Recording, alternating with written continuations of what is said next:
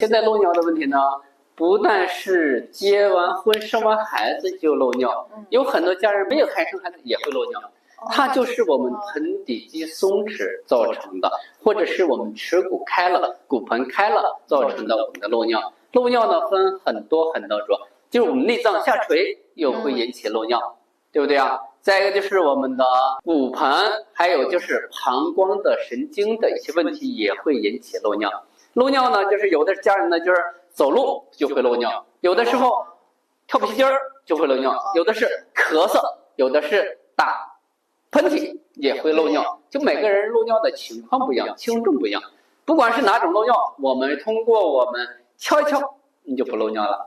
敲的位置不一样，大家想看吗？想。好，我们来给大家做一下，敲一敲就能改善你的漏尿问题。好，让我们的模克躺好了之后，让他腿屈90度，屈90度找哪呢？找到我们的坐骨，坐骨在哪？就是我们坐在凳子上的骨骼就叫坐骨。先找到坐骨，找到这个坐骨，坐骨片上面这一个，一般有漏尿的家人呢，这一块一按的时候就特别疼。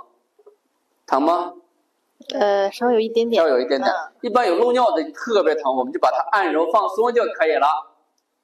把这一个面，就给大家说的，这是那个坐骨，把这个坐骨面按了，或者是我们敲一敲，你的漏尿也会减轻。找到坐骨，找到坐骨这个骨骼，找到上侧面，我们用手指去敲。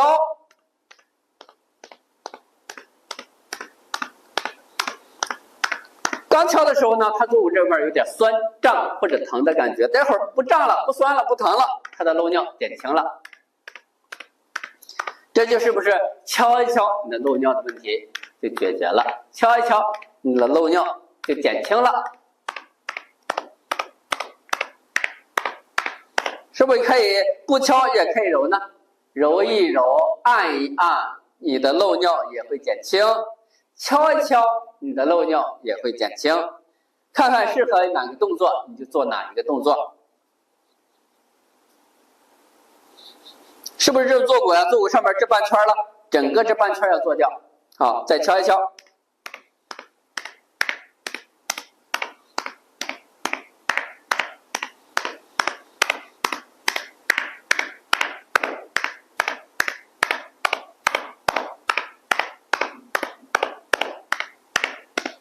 一定是空拳去敲，轻轻的去敲。